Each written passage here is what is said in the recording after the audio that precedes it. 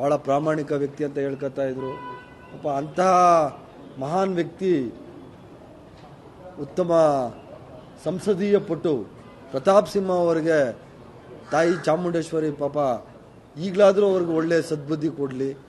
ಯಾವತ್ತೂ ಅಧಿಕಾರ ಸಿಕ್ಕಾಗ ಈಗಬಾರ್ದು, ಬೇರೆಯವ್ರನ್ನ ಕೀಳಾಗಿ ಮಾತಾಡಬಾರ್ದು ಅನ್ನೋದಕ್ಕೆ ಇವತ್ತು ಪ್ರತಾಪ್ ಸಿಂಹ ಅವರಿಗೆ ಒದಗಿ ಬಂದಿರುವಂತಹ ಈ ದುಸ್ಥಿತಿನೇ ಎಲ್ಲರಿಗೂ ಉದಾಹರಣೆಯಾಗಿ ಎಲ್ಲ ರಾಜಕಾರಣಿಗಳಿಗೂ ಇದು ಒಂದು ಮಾದರಿ ಆಗಬೇಕು.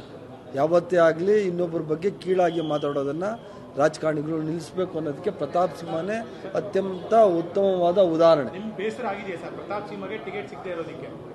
ನನಗೇನು ಬೇಸರ ಆಗಿಲ್ಲಪ್ಪ. ಬೇಸರ ಪಾಪ ರಾಜಕೀಯವಾಗಿ ಏನು ಬೇಸರ ಆಗಿಲ್ಲ, ಆದರೆ ವೈಯಕ್ತಿಕವಾಗಿ ಪಾಪ ಭಾಳಷ್ಟು ಈಗಳಿತಾ ಇದ್ರು. ಸಿದ್ದರಾಮಯ್ಯನವ್ರು ಈಗಳಿತಾ ಇದ್ರು, ಡಿ ಕೆ ಶಿವಕುಮಾರ್ನವ್ರು ಈಗಳಿತಾ ಇದ್ರು.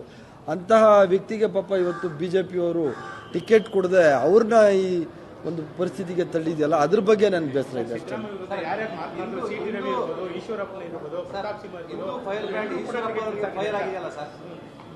ನೋಡಿ, ಈಶ್ವರಪ್ಪನವರು ನೀವು ಹೇಳ್ತೀರ ಫೈರ್ ಬ್ರ್ಯಾಂಡು ಅಂತ, ಆವಪ್ಪ ಯಾವತ್ತು ಫೈರ್ ಅಷ್ಟೇ. ಜಾತಿ ಜನಾಂಗಗಳ ಮಧ್ಯದಲ್ಲಿ ತಂದಿಟ್ಟು ಮೇಲು ಕೀಳು ಅಂತ ಮಾಡೋದ್ರಲ್ಲಿ ಈಶ್ವರಪ್ಪನವ್ರು ನಂಬರ್ 1. ಆ ಅಪ್ಪನ ಯಾವತ್ತು ಫೈರ್ ತಂದಿಡೋರು ಅಂತ ಹೇಳ್ಬೋದು ಹೊರತು ಫೈರ್ ಬ್ರ್ಯಾಂಡ್ ಅಂತ ಹೇಳಲಿಕ್ಕೆ ಸಾಧ್ಯನೇ ಇಲ್ಲ.